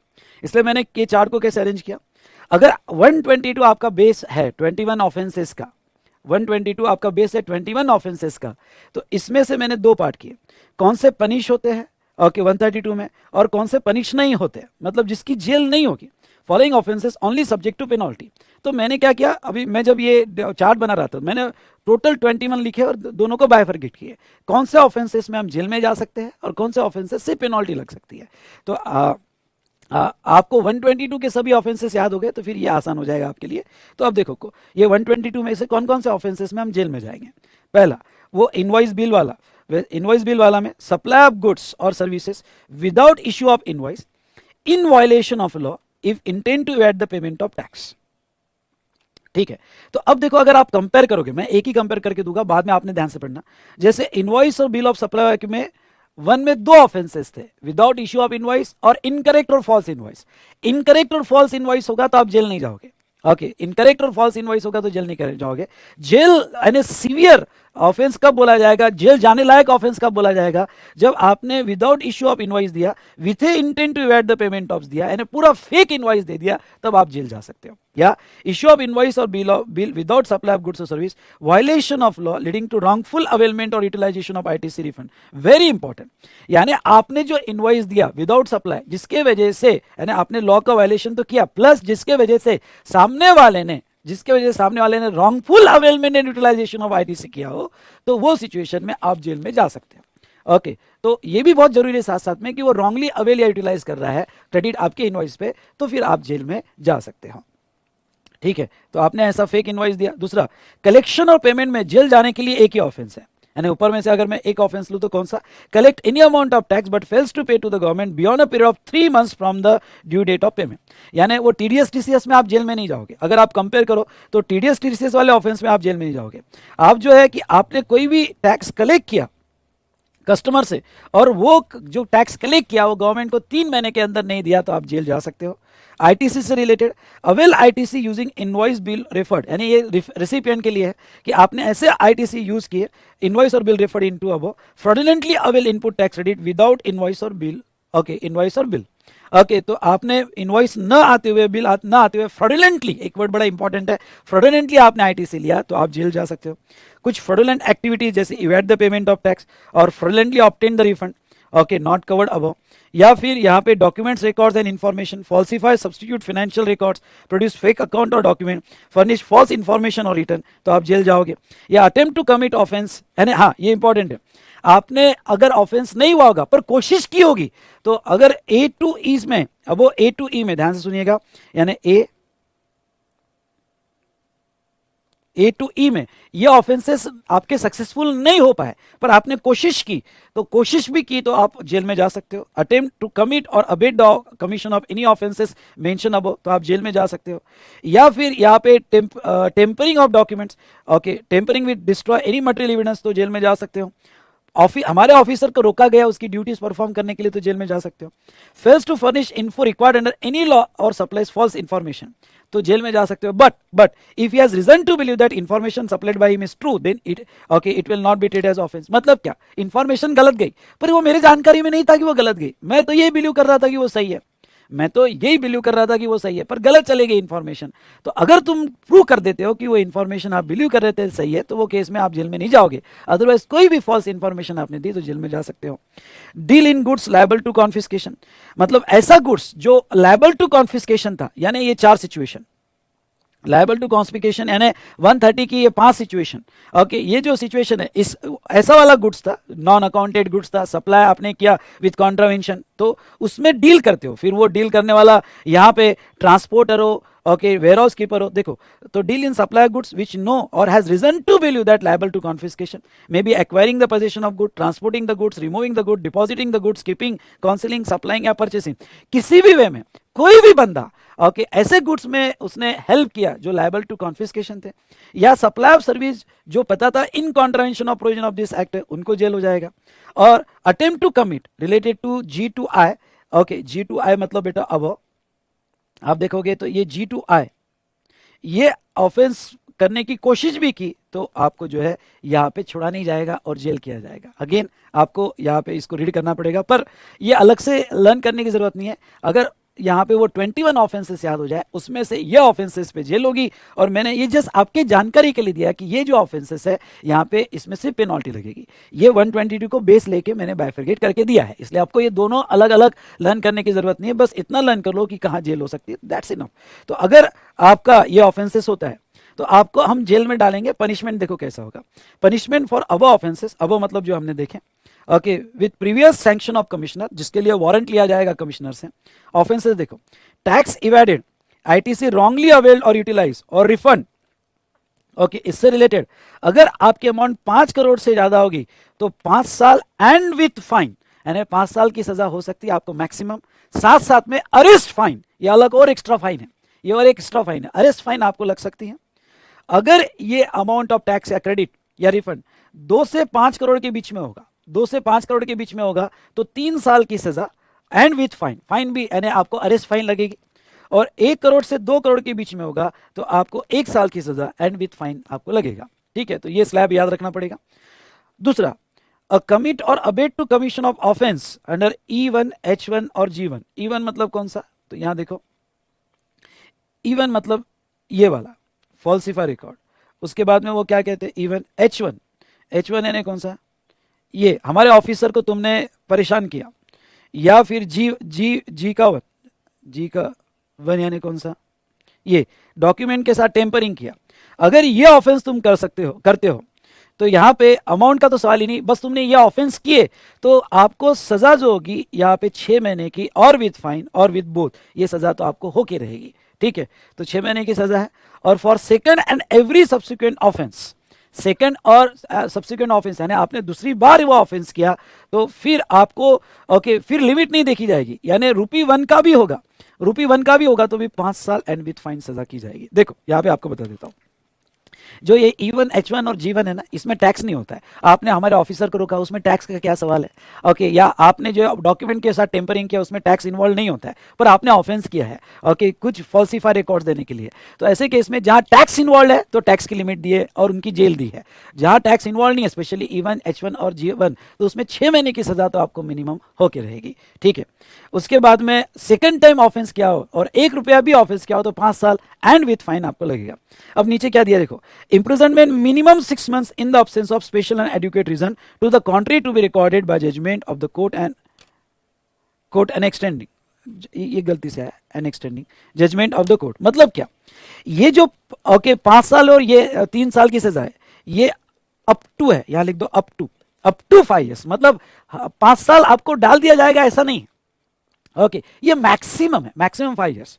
लेकिन अब नीचे वो क्या कहते हैं, ओके, 5 साल, 3 साल या फिर ये 1 साल, ये तो मैक्सिमम है, पर मिनिमम सजा आपको 6 महीने की तो होके रहेगी जब तक कोई adequate reason contrary to be recorded in the judgment of court. मतलब कोई अगर एडुकेट रीजन नहीं होगा तो कम से कम 6 महीने की सजा तो होके रहेगी आपको ये सिचुएशन में, यानी मैक्सिमम 5, कम से कम 6, मैक्सिमम 3, कम से कम 6, मैक्सिमम 1 साल, कम से कम 6, और सेकंड टाइम ऑफेंस किया तो आप मैक्सिमम 5, कम से कम 6 महीने की सजा तो आपको होके रहेगी। पर आपका एडुकेट रीजन है, मतलब समझ लो जिसको हम अंदर डाल रहे हैं उसको 2 बार हार्ट अटैक आ चुका है, वो कोर्ट में गया कि सर अगर मेरे को अंदर डाल देंगे 3री बार आ जाएगा, मैं जाऊंगा, फिर देखो मैं किसी को छोड़ूंगा नहीं, मैं वहां पे भूत बन के आऊंगा, यहाँ पे घोष बन के आऊंगा और सबको परेशान करूंगा, यानी कुछ एडुकेट रीजन है, डॉक्टर्स का सर्टिफिकेट है कि उसको अब नहीं डाल सकते जेल में, तो फिर उसकी सजा जो है 6 महीने की भी माफ कर देंगे या थोड़ी कम कर देंगे।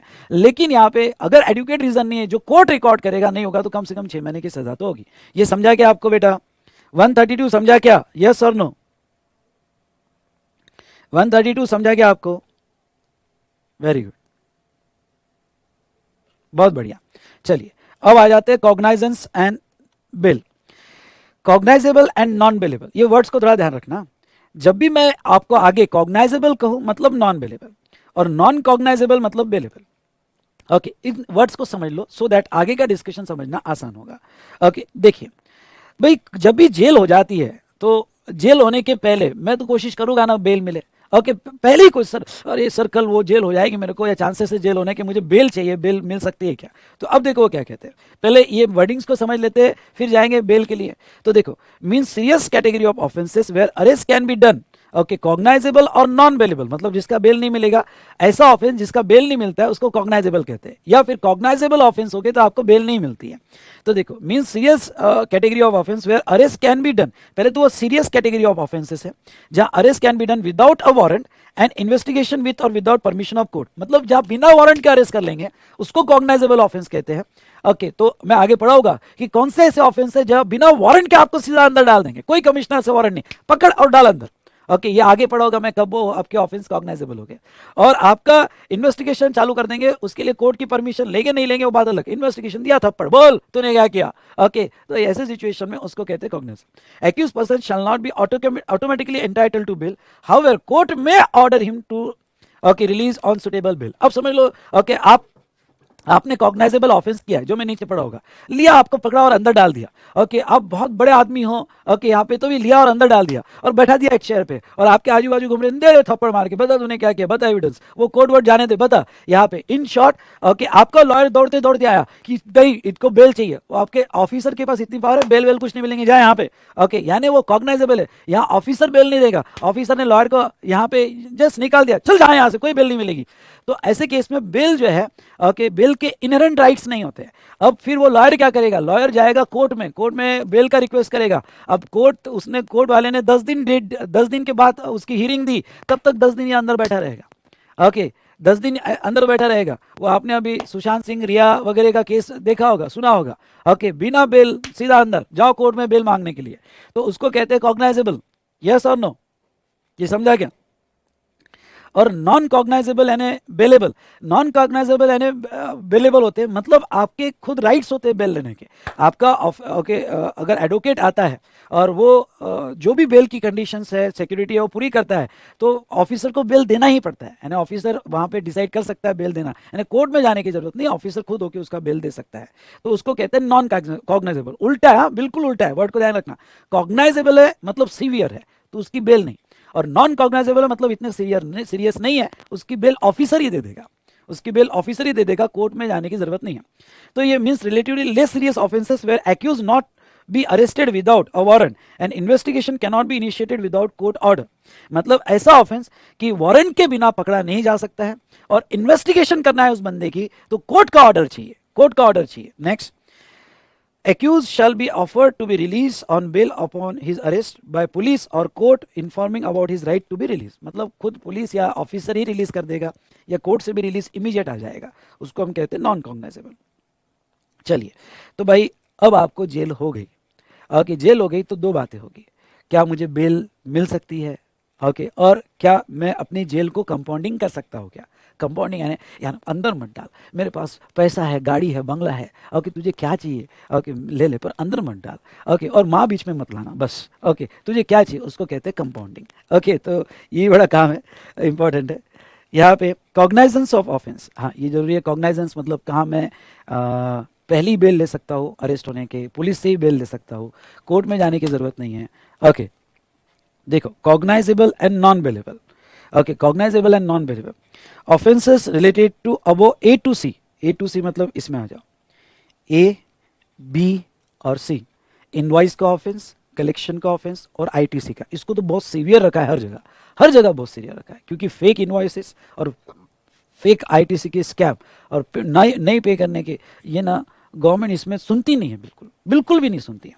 तो अगर ए टू सी के ऑफेंस हो गए जो 132 में दिए हैं, where amount of tax evaded or amount of ITC wrongly availed या refund wrongly taken exceeds 5 crore, यानी आपका टैक्स इवेजन, आईटीसी या फिर रॉन्गली ये 5 करोड़ के ऊपर होगा, तो फिर वो कॉग्नाइजेबल माना जाएगा, सीवियर माना जाएगा, उसकी बेल ऑफिसर नहीं दे सकता, उसकी बेल कोर्ट से लाओ, तब तक तो आपको इन्वेस्टिगेशन में बहुत परेशान कर देंगे, कोर्ट से लाओ, उसका जुडिशियल मैजिस्ट्रेट ही बेल दे सकता है, ओके, ऑफिसर नहीं दे सकता है। ओके, उसको कहते हैं हम कॉग्नाइजेबल।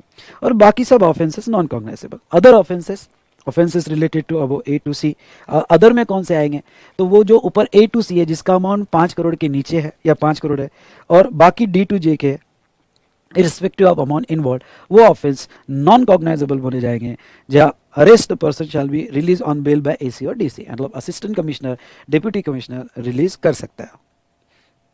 ओके, ये समझा क्या बेटा, कॉग्नाइजेबल एंड नॉन कॉग्नाइजेबल। बहुत इजी चैप्टर है, यानी आपने कभी लाइफ में नहीं भी पढ़ा होगा तो भी इजी चैप्टर है चार्ट के थ्रू। समझा क्या?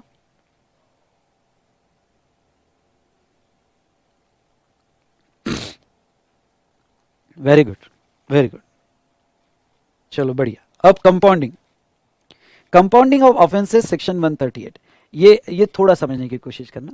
कंपाउंडिंग ऑफ ऑफेंसेस से मतलब ये कि भाई मेरे को अंदर मत डाल, क्या पैसा चाहिए, अरे मैं बाकी सब पेनल्टी दे रहा हूँ, इंटरेस्ट दे रहा हूँ, मैं फाइन दे रहा हूँ, सब कुछ दे रहा हूँ, और मुझे अरेस्ट मत कर उसका भी पैसा देता हूँ, सब ले ले, मुझे लूट के लेके जा, जो भी है लूट के लेके जा, मेरे पास बहुत पैसा है, गाड़ी है, बंगला है, ओके यहाँ पे सब कुछ है, तो अरेस्ट न होने का पैसा दे दे भाई, क्योंकि ये इकोनॉमिकल लॉ है, ये हर बार पैसा मांगता है, पैसा दे पैसा दे पैसा दे, गुड्स छुड़ाने का पैसा दे, ओके तुझे अपने आप को छुड़ाने का पैसा दे, तो कम उसको कहते हैं हम कंपाउंडिंग ऑफ ऑफेंसेस। वो देखो क्या है, कंपाउंडिंग मींस ग्रांटिंग इम्यूनिटी, हम अंडरलाइन करना, granting immunity from the prosecution on payment of prescribe amount, यानी जो आपके अगेंस्ट में ऊपर दी गया प्रोसिक्यूशन है उससे अगर आपको इम्यूनिटी लेना है, रियायत लेना है, तो आपको एक प्रिस्क्राइब अमाउंट देनी पड़ेगी, तो आपको अरेस्ट नहीं किया जाएगा, अरेस्ट नहीं किया जाएगा।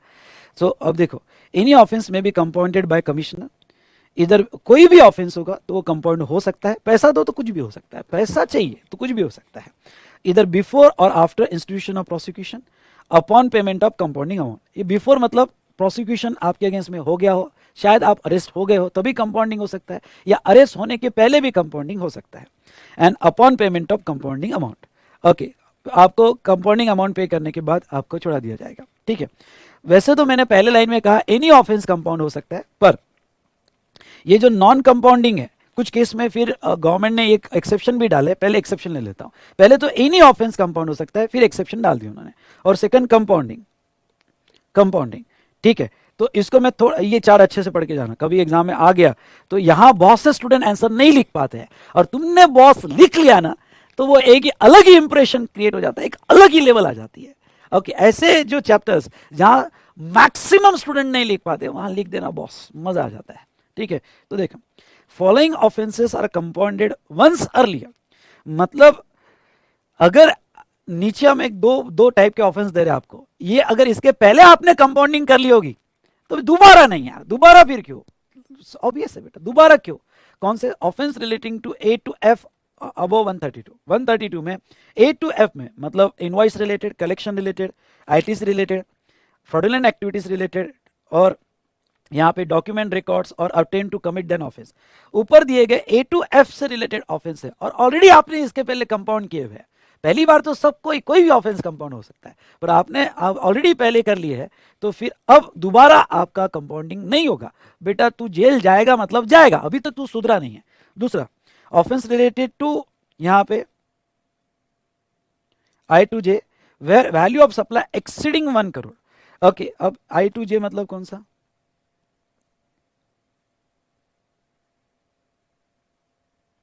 ये जो है आई टू जे, ये दो ऑफेंसेस, ओके, अटेम्प्ट टू कमिट, और ये दो ऑफेंसेस हो गए, और इसमें सेकंड टाइम, अब ध्यान सुनना, इसमें सेकंड टाइम वैल्यू 1 करोड़ से ज्यादा हुई है। अब देखो एक एक लाइन सुनो, ए टू जे वाले, आई टू जे, आई एंड जे वाला ऑफेंस जो एक बार पहले कंपाउंड हो चुका था, मतलब पहले एक बार इम्यूनिटी मिल चुकी थी, पर उसके बाद में वापस आप पकड़े गए, सेकंड टाइम पकड़े वक्त अगर वैल्यू 1 करोड़ के ऊपर होगी तो फिर कंपाउंडिंग नहीं होगा, जेल जाओगे, लेकिन वैल्यू 1 करोड़ के नीचे होगी तो अभी भी सेकंड टाइम भी आपको कंपाउंडिंग किया जाएगा, सेकंड टाइम भी कंपाउंडिंग किया जाएगा। ये मेरी बात समझे क्या, बताओ, ये समझे क्या आप,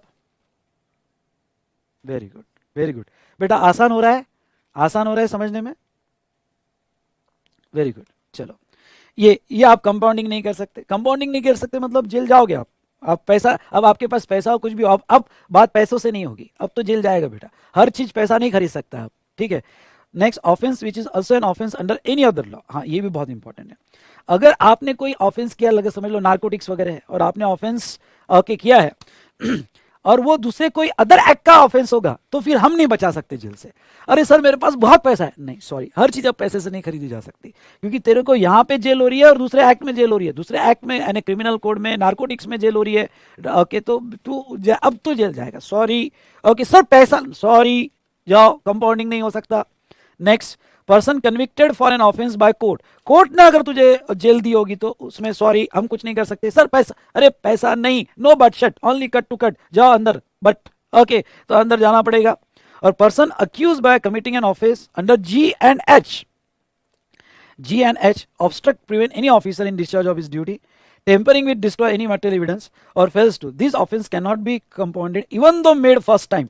अगर तुमने हमारे ऑफिसर को परेशान किया या डॉक्यूमेंट के साथ टेम्परिंग किया या इंफॉर्मेशन नहीं दी, हमारे साथ तुमने ये गड़बड़ की, इतना इतना तुम्हारी हिम्मत, अरे अब तुझे तो पैसा हो या कुछ भी हो, हम तुम्हें ये कंपाउंडिंग करने नहीं देंगे, चलो जाए यहां से। हमारे साथ ओके, हमारे ऑफिसर को गन बताता है, हमारे साथ डॉक्यूमेंट टेम्परिंग करके देता है, गलत इंफॉर्मेशन देता है, बेटा तू तो अंदर जाएगा चाहे कुछ भी हो जाए।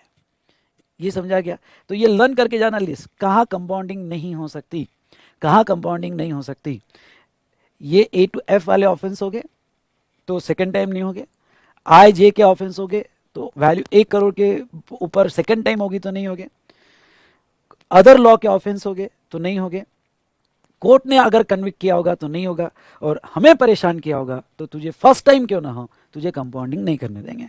ओके, पैसा मत दिखा हमको कि भाई हर जगह पैसा नहीं चलता है। उसके बाद में कंपाउंडिंग, अदर ऑफेंसेस आपके, इसके अलावा बाकी सब ऑफेंसेस फिर फर्स्ट टाइम हो या फिर 1 करोड़ से कम वाला ऑफेंस हो तो आपका कंपाउंडिंग हो सकता है। Okay, monetary limit of compounding allowed only after payment of tax. हाँ, ये जो मोनेटरी, ये देखो आपको टैक्स तो देना ही पड़ेगा, इंटरेस्ट तो देना ही पड़ेगा, पेनल्टी तो देनी पड़ेगी। इन एडिशन टू दैट आपको कंपाउंडिंग अमाउंट देनी पड़ेगी। ये कंपाउंडिंग अमाउंट है, और कितनी? हायर ऑफ द फॉलोइंग 10,000 या 50% ऑफ टैक्स इन्वॉल्व। ओके, ये मिनिमम लिमिट है, और मैक्सिमम 30,000 या 150% ऑफ टैक्स इन्वॉल्व। समझ लो, पहले मिनिमम 10,000 और मैक्सिमम 30,000, या फिर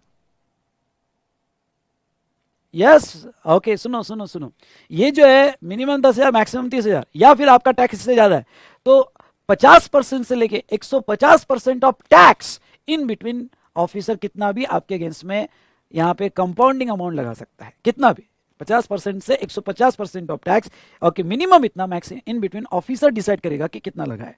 ओके, ये था यहाँ पे जहां तक देखा है कंपाउंडिंग ऑफ ऑफेंसेस। ओके, बाकी तो आप पढ़ सकते हो, पर ये हमने कंपाउंडिंग देखा। अब आपका एक सवाल आएगा, ये जो ऑफेंस है ये अपने आप को छुड़ाने का पैसा है, अपने आप को छुड़ाने का पैसा है, और ये जो 130 में है कॉन्फिस्केशन और रिडम्पशन फाइन, ये गुड्स को छुड़ाने का पैसा है। ये रिडम्पशन फाइन गुड्स को छुड़ाने का पैसा है, और ये जो है ये अपने आप को छुड़ाने का पैसा है। मतलब अगर आपको एक स्ट्रक्चर बताओ तो पेनल्टी जो लगी, सुनिए, पेनल्टी जो लगी वो तो आपको पनिशमेंट है, पेनल्टी जो लगी वो पनिशमेंट है, वो तो लगनी है क्योंकि आपने धोखा किया हमारे साथ, वो धोखा करने का पैसा है, वो है पेनल्टी। उसके बाद में ये जो है 130 में कॉन्फिस्केशन फाइन, आपका गुड्स छुड़ाना है उसका पैसा है, गुड्स को छुड़ाने का पैसा। धोखा करने का पैसा तो लग गया, ये तो गुड्स वापस लेना है उसका पैसा है, और ये जो है कंपाउंडिंग, ये तो तुमको बचाने का पैसा है। तीनों अलग अलग पैसा है। ये समझा क्या? ये समझा क्या आपको? एक धोखा करने का पैसा है, ओके, एक गुड्स छुड़ाने का पैसा है, और एक अपने आप को छुड़ाने का पैसा है, अपने आप को छुड़ाने का पैसा है। समझा होगा तो जोर से बोलो हाँ। बस गवर्नमेंट कहती है पैसा पैसा पैसा, ठीक है। ये बाकी तो आप पढ़ सकते हो।